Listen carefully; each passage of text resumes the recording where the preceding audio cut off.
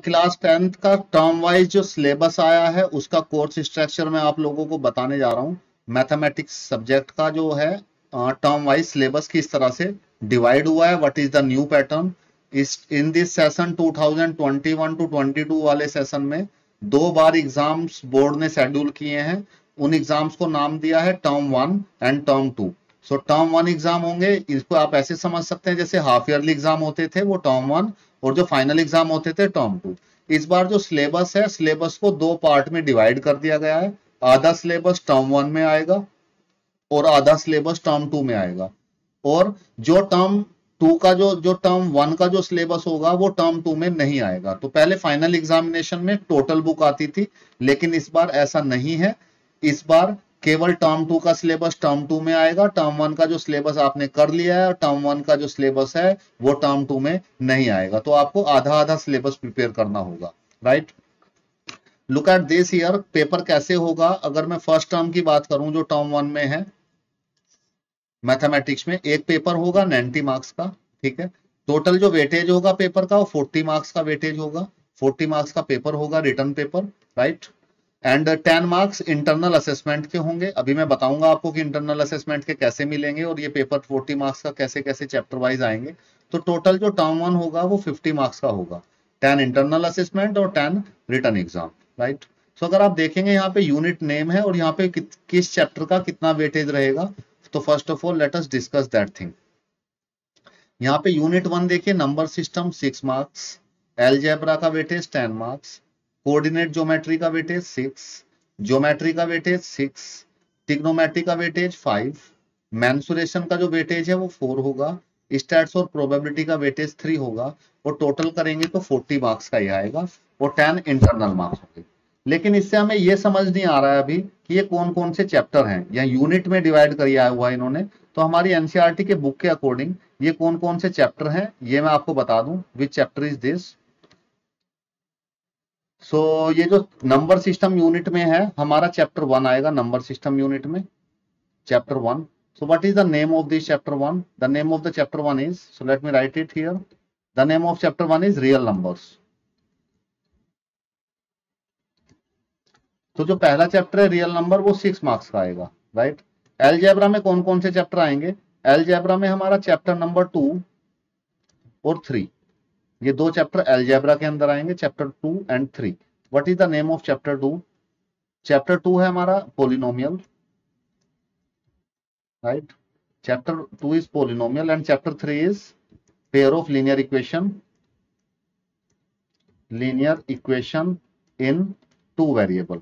तो late me right, मैंने short form में लिख दिया LENTV, linear equation in 2 variable, right.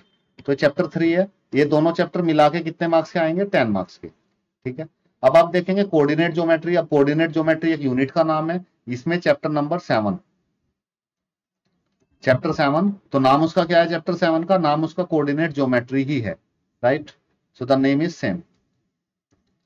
And geometry के अंदर कौन कौन से चैप्टर आएंगे? यहाँ पे ज्योमेट्री के अंदर हमारा यहाँ पे चैप्टर 6 आएगा फर्स्ट टर्म में। चैप्टर 6 का नाम है ट्रायंगल्स, राइट। ये ट्रायंगल चैप्टर है, चैप्टर 6। इसका वेटेज कितना होगा? 6 मार्क्स। और चैप्टर 7 का वेटेज कितना होगा? 6 मार्क्स। अब टिग्नोमेट्री है, टिग्नोमेट्री में 2 चैप्टर कंटेन होते हैं टिग्नोमेट्री की यूनिट में। एक चैप्टर यहाँ पे है चैप्टर 8, वो जो चैप्टर 9 है वो टर्म 2 में आएगा। तो चैप्टर 8 का जो नाम है, let me write the name of this chapter 8, some introduction to trigonometry, introduction to trigonometry, trigonometric introduction, ठीक है। तो ये मैंने चैप्टर वाइज यहाँ पे बता रहा हूँ आपको, इन्होंने यूनिट वाइज दिए हैं तो कौन सा चैप्टर कितने मार्क्स का आएगा।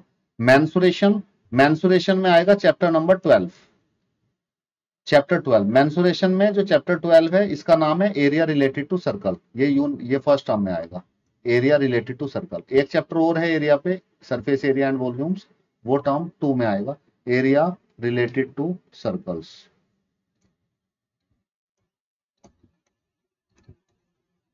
राइट। स्टैट्स और प्रोबेबिलिटी, स्टैट्स और प्रोबेबिलिटी में कौन सा चैप्टर है? ये चैप्टर यहाँ पे 15 आपका इसमें आएगा, दैट चैप्टर 15 इज प्रोबेबिलिटी। जो टर्म 1 में chapter 15 probability. So this is the name of the chapter and this is the weightage. तो probability का weightage 3 marks है, area related to circle 4 marks का आएगा, इंट्रोडक्शन टू ट्रिग्नोमेट्री 5 मार्क्स का, और ये चैप्टर 2 और 3 कंबाइनली दोनों मिलके 10 मार्क्स के आएंगे। तो अगर आप इनको टोटल करेंगे तो 40 मार्क्स हो जाएगा। इंटरनल असेसमेंट 10 मार्क्स, तो total marks is of 50 marks. तो आपको टर्म 1 में 50 मार्क्स मिलेंगे, राइट। Any question? 90 मार्क्स का पेपर होगा, सॉरी 90 मिनट्स का पेपर होगा। इट मीन्स 1 आवर 30 मिनट्स, 1.5 घंटे का पेपर होगा आपका। Any question? यहां तक सब समझ में आ रहा है? Yes sir. Okay, so now ये इंटरनल असेसमेंट का वेटेज कैसे आपको मिलेगा ये मैं बता देता हूं। इंटरनल असेसमेंट देखिए, जो 10 मार्क्स इंटरनल असेसमेंट के हैं उनका वेटेज किस तरह से है और वो मार्क्स आपकी किस चीज पे आपको वो मार्क्स मिलेंगे। Total 10 marks for this term, तो टर्म 1 के लिए टोटल 10 मार्क्स। एक तो आपके पीरियोडिक टेस्ट होते हैं, उनके 3 मार्क्स होंगे। मल्टीपल असेसमेंट्स होते हैं आपके, असेसमेंट्स टेस्ट होते हैं, class test and all that things, that is of 2 marks. Portfolio, एक फाइल आपको बनानी होगी, उसका 2 मार्क्स का वेटेज होगा। स्टूडेंट एनरिचमेंट एक्टिविटी और प्रैक्टिकल वर्क, एक लैब मैनुअल में प्रैक्टिकल वर्क हम लोग करेंगे, प्रैक्टिकल्स करेंगे, तो उस प्रैक्टिकल फाइल को मेंटेन करके रखना, and all that things contain 3 marks. So periodic test के 3 मार्क्स। तो अब आपको यहाँ पे थोड़ा कंफ्यूजन आएगा कि पीरियोडिक टेस्ट 3 मार्क्स में कैसे मिलेगा। इसको मैं एक एग्जांपल से समझाता हूँ। तो पीरियोडिक टेस्ट तो हमारा लगभग 20 मार्क्स का होता है, पीरियोडिक टेस्ट 20 मार्क्स का होता है, तो उसमें से 3 मार्क्स कैसे मिलेंगे। तो बेसिकली इस 20 का जो वेटेज है 3 में हम लोगों को डिवाइड करना पड़ेगा। कैसे? सपोज इसको मैं यहाँ पे ले लूं, अगर सपोज एक एग्जाम्पल लें, आपके 18 मार्क्स आए, 20 में से आपके 18 मार्क्स आए, तो आपके 3 में से कितने मार्क्स आएंगे? So how to find it? So let me अगर 20 में से 18 आए तो 3 में से कितने आएंगे? यूनिटरी मेथड लग जाएगा। हाँ, यूनिटरी मेथड लग जाएगा। Unitary method, okay, let me tell you. तो इसको लिख सकते हैं 9/10।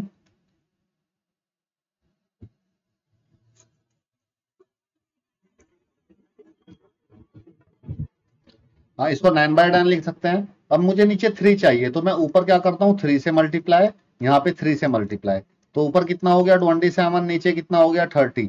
तो अगर 10 से कर दूं तो यहाँ पे आ जाएगा 2.7, 10 से डिवाइड, और नीचे 3, तो 3 में से कितने मार्क्स आए 2.7।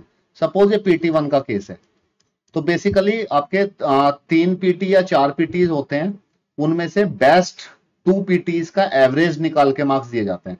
कई बार बेस्ट PT के मार्क्स भी अलॉट कर देते हैं, ठीक है। तो यहाँ पे जो PT है ये आए आपके 2.7 मार्क्स। अगर आप 20 मार्क्स के PT में 18 मार्क्स लाते हैं तो आपको 2.7 मार्क्स मिलेंगे। कितने में से? 3 में से। तो टोटल ये 10 होंगे। इन 3 की अभी मैं बात कर रहा हूँ, राइट। अब कई बार ऐसा होता है एवरेज निकाल लेते हैं। सपोज PT2 में आपको मार्क्स आए, PT2 में आप लेके आ गए 20 आउट ऑफ 20, ठीक है। तो 3 में से कितने मार्क्स मिलेंगे आपको? 3 में से 3, तो 3 में से 3, ये PT2 के मार्क्स हो गए, ठीक है। अब ये PT1 के हो गए, तो ये बेस्ट मार्क्स थे आपके 18 एंड 20। तो इनका कई बार एवरेज हम लोग फाइंड करते हैं। जैसे 4 PT हुए तो बेस्ट 2 PT का एवरेज कैसे फाइंड करते हैं? देखो, ये PT1 के हैं और ये PT2 के हैं, तो टोटल कितने हो गए 2.7 प्लस 3, एवरेज इनका फाइंड करना है, average divided by 2। So the marks जो आपको मिलेंगे आउट ऑफ 3, ये देखिए 5.7 बाय 2, 2 to the 4, 2 8 जा 16 एंड 2 5 जा, तो 2.85 मार्क्स आपको मिलेंगे 3 मार्क्स में से, राइट, लाइक दिस। तो सर ऐसे थोड़ी ना लिखोगे 2.853 मिलेंगे फिर तो पूरे? Yes, good question. ऐसे नहीं मिलते 2.85। तो अब इसमें क्या होगा, जैसे आपके मल्टीपल असेसमेंट के कुछ मार्क्स मिलेंगे, यहाँ पे कुछ मार्क्स मिलेंगे, यहाँ पे कुछ मार्क्स मिलेंगे। सपोज टोटल करके 10 में से आ गए आपके 9.75, सॉरी ज्यादा ले लिया मैंने, सपोज आ गए 8.75, तो आपको तो राउंड ऑफ करना पड़ेगा, तो उनको फाइनल का राउंड ऑफ कर देंगे 9/10, like this, right. Okay sir. ऐसे कैलकुलेशन की एक मैंने। और सर ट्रायंगल चैप्टर में से एमसीक्यू कैसे आएंगे? ट्रायंगल चैप्टर से एमसीक्यू कैसे आएंगे? ओके, अभी इसको भी मैं बताता हूँ। एमसीक्यू जो है, यस सर। एमसीक्यू बेसिकली जो पहला पेपर है इसका कंप्लीट 100% तो अभी श्योरिटी मुझे 100% कॉन्फिडेंस के साथ मैं नहीं बोल पा रहा हूँ, लेकिन ये एमसीक्यू टाइप पेपर होगा 90 मार्क्स का, जैसा नोटिफिकेशंस में पहले आया था। फाइनलाइज तो अभी जब आएगा, जब पता लगेगा तब ये होगा, लेकिन जैसा नोटिफिकेशंस में आया था न्यूज़पेपर्स वगैरह में, तो ये एमसीक्यू टाइप पेपर होगा जो आप पूछ रहे हैं ट्रायंगल से कैसे एमसीक्यू आएंगे। तो अभी मैं बुक्स बताऊंगा किस बुक से आपको तैयारी करनी है, किस बुक से एमसीक्यूज आपको प्रिपेयर करने हैं और किस तरह के एमसीक्यूज वहां पे आएंगे। I will tell that things right at the end. तो फर्स्ट मैं सेकंड टर्म का डिस्कस कर लूं, फिर उसके बाद में एक क्वेश्चन आपका लेता हूं। अब देखिए सेकंड टर्म में क्या होगा। सेकंड टर्म भी सेम इसी तरह से 40 मार्क्स का होगा, 10 मार्क्स इंटरनल असेसमेंट होंगे और टोटल हो जाएगा सेकंड टर्म 50 मार्क्स का। तो सेकंड टर्म में अगर आप देखेंगे तो अलजेब्रा का जो वेटेज है 10 मार्क्स, यहाँ पे भी सेम प्रॉब्लम है, यूनिट वाइज दे रखा है, ट्रिग्नोमेट्री, मेंसुरेशन, स्टैट्स, प्रोबेबिलिटी, और ये सारे यूनिट्स कंटिन्यू हैं जो पीछे थे। कुछ चैप्टर वहां पे आ गए हैं इन यूनिट्स के, कुछ चैप्टर यहाँ पे आ गए हैं। तो मैं इनको चैप्टर वाइज लिखता हूँ तो आपको क्लियर हो जाएगा कि कौन सा चैप्टर है ये, बेसिकली कौन सा चैप्टर आएगा टर्म 2 में अकॉर्डिंग टू योर बुक, तो आपको कंफ्यूजन नहीं रहेगा। So let me write the chapter number. तो जो अलजेब्रा में है यहाँ पे चैप्टर 5 हमारा आने वाला है अलजेब्रा में, जिसका नाम है अर्थमेटिक प्रोग्रेशन एपी।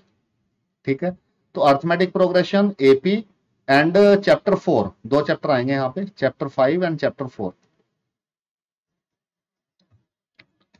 अलजेब्रा में, चैप्टर 4 और चैप्टर 5। और अलजेब्रा में चैप्टर 1 पहले आ चुका है, तो 3 चैप्टर थे अलजेब्रा में, chapter 4 and chapter 5। So what is the name of chapter 4? Let me write the name here. It is quadratic equation.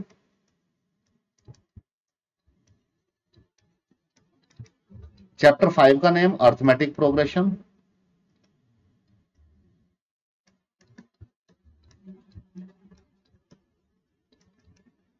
ठीक है, तो ये चैप्टर का इनका वेटेज होगा दोनों का, दिस इज ऑफ यूनिट 1, तो ये यूनिट 1 है।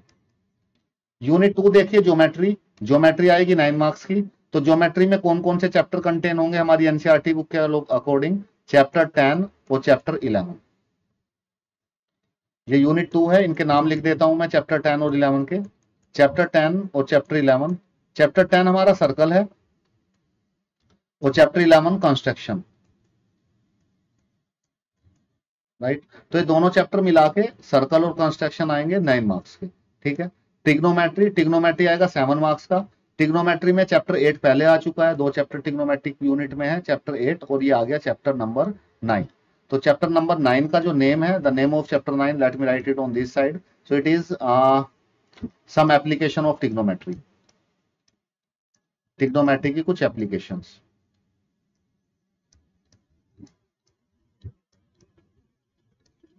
सम एप्लीकेशन ऑफ ट्रिग्नोमेट्री, ये चैप्टर 9 है। ठीक है, ये 7 मार्क्स का आएगा। अब देखो मेंसुरेशन आएगा 6 मार्क्स का, तो कौन सा चैप्टर होगा मेंसुरेशन में, यहाँ पे मेंसुरेशन में होगा चैप्टर नंबर 13।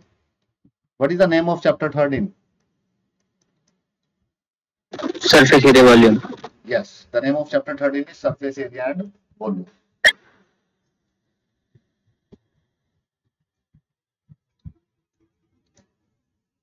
सरफेस एरिया और वॉल्यूम। अब ये आएगा सरफेस एरिया वॉल्यूम 6 मार्क्स का, और स्टैट्स प्रोबेबिलिटी 8 मार्क्स का। इसमें चैप्टर नंबर आएगा 14। जो चैप्टर 14 का जो नाम है, the name of chapter 14 and it is 5th unit, so that is statistics. So statistics chapter यहाँ पे आएगा, इट इज ऑफ 8 मार्क्स। ठीक है, तो ये चैप्टर्स हैं जो आएंगे यहाँ पे। आप देखिए इसमें कितने चैप्टर आ रहे हैं, टर्म, इसमें नंबर ऑफ चैप्टर्स कितने आ रहे हैं, 1 2 3 4 5 6 और 7। तो यहाँ पे टर्म 1 में कितने, सेकंड टर्म में कितने चैप्टर आएंगे, टोटल 7 चैप्टर्स।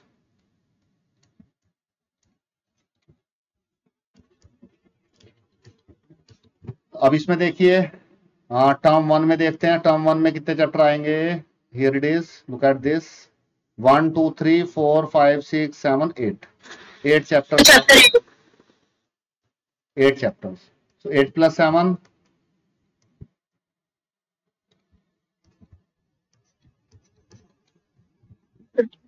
15। तो टोटल कितने चैप्टर हैं बुक में, 15।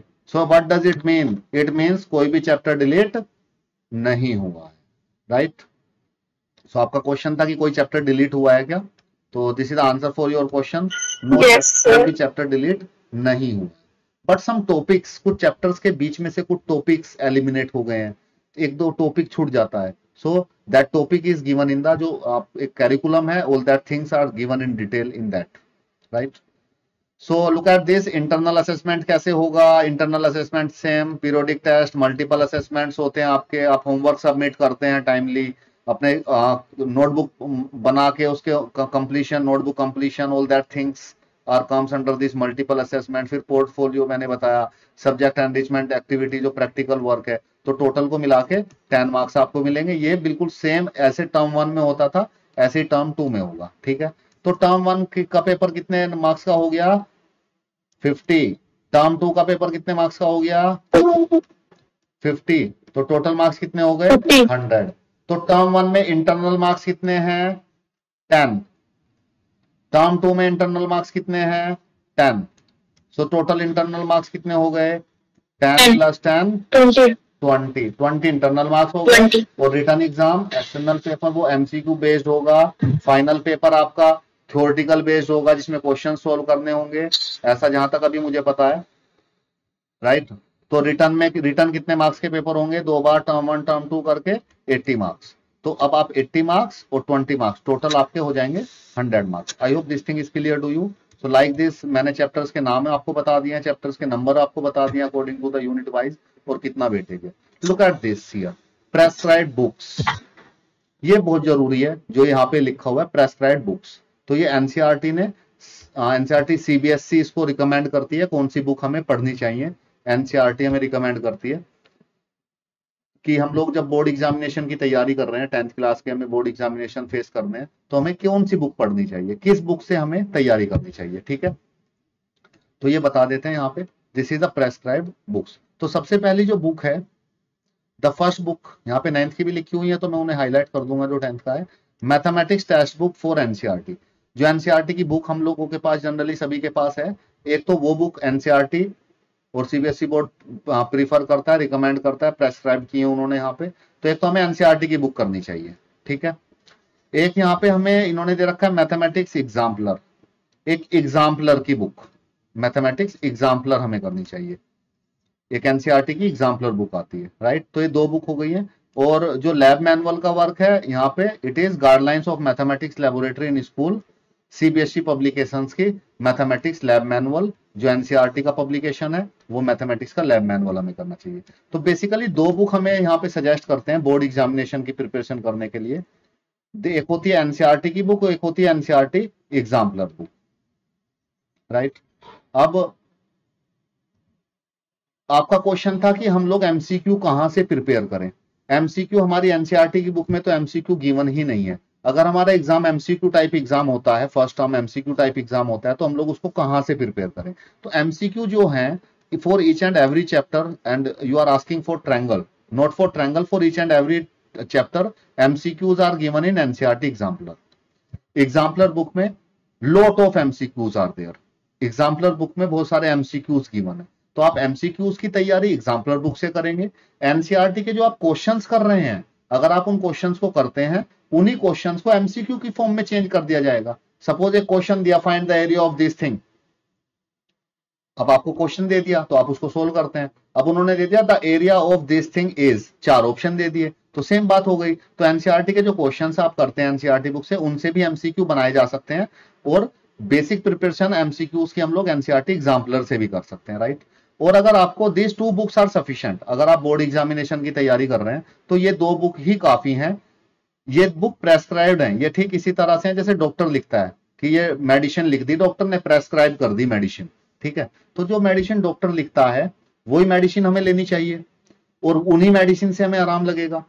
वरना अगर हम लोग अपनी मर्जी से कोई भी मेडिसिन, कहीं से भी कोई भी मेडिसिन अपनी मर्जी से खाते रहेंगे, जो डॉक्टर ने प्रेस्क्राइब नहीं की है, कि हमें किसी ने बता दिया कि मेरे मौसी की लड़की की, चाची की, ननंद ने बताया कि ये वाली दवाई खाओ, इस दवाई से बहुत आराम लगेगा, या मुझे सुरेश के भाई सोनू ने बताया था कि ये वाली दवाई खा लो, इससे बहुत आराम लगेगा, तो मैंने वो दवाई खा ली तो और तबीयत खराब हो गई, ठीक है। तो हमें दवाई वो खानी चाहिए जो हमें डॉक्टर लिख के देता है, प्रेस्क्राइब्ड होती है, उन्हीं से हमें आराम भी लगता है और उनसे हमारी जो डिजीज है, जो प्रॉब्लम है, वो सोल्व होती है। अब हमारे यहाँ पे जो प्रॉब्लम है वो कैसे सोल्व होगी कि कौन सी बुक पढ़ें हम लोग। बुक बहुत सारी है, बहुत सारी प्राइवेट स्टोर पे जाके आप दवाई ले सकते हैं, ठीक इसी तरह से जाके बहुत सारी बुक्स अवेलेबल होती है मार्केट में, आप बहुत सारी जाओ, बहुत सारी बुक इकट्ठा कर लो और सब बुकों को पढ़ना शुरू करो। वो इसी तरह से होगा जैसे कि आपने बहुत सारी मेडिसिन इकट्ठा की और बहुत सारी मेडिसिन खानी शुरू कर दी, तो वो आपको कोई भी आराम नहीं करेगी, आपका हेल्थ और खराब हो जाएगी। ठीक इसी तरह से बुक जो रिकमेंडेशन है यहाँ पे प्रेस्क्राइब की है बोर्ड वालों ने, जो सीबीएसई बोर्ड का एग्जाम कंडक्ट कराते हैं, सीबीएसई बोर्ड एनसीईआरटी की जो जिन्होंने बुक बनाई है वो यही बुक रिकमेंड करते हैं, इन्हीं बुक से पेपर बनता है, इन्हीं बुक के पैटर्न पे सारी चीजें होती हैं। अगर आपको 100 में से 100 मार्क्स से ज्यादा नहीं चाहिए, 100 आउट ऑफ 100 चाहिए, अगर आपको 90 चाहिए तब भी ये दोनों बुक काफी हैं, 70 चाहिए तब भी ये दोनों बुक काफी हैं, 100 आउट ऑफ 100 चाहिए तो आप एनसीईआरटी की बुक और एनसीईआरटी एग्जाम्पलर की बुक करके 100 आउट ऑफ 100 बड़े आराम से ला सकते हैं और बच्चे लाते हैं। आपने टॉपर्स के जब आप इंटरव्यूज देखेंगे तो वो रिकमेंड यही करते हैं कि हम लोग केवल गो थ्रू एनसीईआरटी की जो बुक्स थी उन कंसेप्ट से ही गो थ्रू हुए हैं और फालतू की चीजें हमने नहीं पढ़ी हैं। ठीक है, तो मुझे नहीं लगता कोई 100 में से 100 से ज्यादा मार्क्स लाने की तैयारी में लगा हुआ होगा यहाँ पे, तो 100 मार्क्स ही काफी है, इससे ज्यादा लाने की या कोशिश करने की मुझे नहीं लगता कोई जरूरत है, या आप लोग करेंगे। ठीक है, तो ये दो बुक सीबीएसई कहता है, एनसीईआरटी इन दोनों बुकों को रिकमेंड करता है, ये दो बुक सफिशिएंट हैं, right. So this is all about, मैंने बताया कितने कौन से चैप्टर हैं, कितने कितने नंबर का आ रहा है, क्या पैटर्न रहेगा, कैसे एग्जाम होंगे, all that things we have discuss. और अगर ये मैं बात कर रहा हूँ यहाँ पे एनसीईआरटी की बुक की board examination, CBSE board exam की प्रिपरेशन के लिए, अगर आप कॉम्पिटिटिव एग्जाम्स की तैयारी कर रहे हैं या कॉम्पिटिटिव एग्जामिनेशंस का भी आपका मन है, so you need to study more, आपको ज्यादा पढ़ना ही पड़ेगा, पर उसके लिए भी किसी अच्छे डॉक्टर से लिखवा लें, प्रेस्क्राइब करा लें। किसी अच्छे डॉक्टर का मतलब है मेरा किसी टीचर से जो कॉम्पिटिटिव एग्जामिनेशन की प्रिपरेशन कराते हैं या उनकी नॉलेज रखते हैं, जो उन चीजों में इन्वॉल्व है, तो उनसे आप प्रॉपर एक प्रोफेशनल प्रॉपर डॉक्टर से दवाई लेनी चाहिए। उसी तरह से एक प्रॉपर पर्सन से आप अपनी बुक लिखवा सकते हैं कि कौन सी बुक मुझे इससे अलग पढ़नी है कॉम्पिटिटिव पॉइंट ऑफ व्यू से। मैं कॉम्पिटिशन की बात नहीं करता हूं यहाँ पे मैं सीबीएसई बोर्ड एग्जामिनेशन की बात कर रहा हूँ, right. I hope this thing is clear to you. Is there any question? Pre board exam, yes, pre board exams schools में होते हैं। प्री बोर्ड एग्जाम्स आपकी प्रैक्टिस एग्जाम्स होते हैं, जब आप बोर्ड का एग्जाम फेस करने जाते हैं तो उससे पहले प्री बोर्ड एग्जाम्स भी होंगे, पर उन प्री बोर्ड एग्जाम्स का सीबीएसई जो 10th क्लास का रिजल्ट होगा उन पे कोई भी वेटेज नहीं है, और उनका अभी तक कोई भी वेटेज अभी जहां तक यहाँ जितनी नॉलेज अभी यहाँ पे पास आउट की गई है सीबीएसई की तरफ से, उसमें तो प्री बोर्ड एग्जामिनेशंस का तो अभी कोई वेटेज नहीं है। Okay, so this is all about this. I hope you understood the things, so that's all.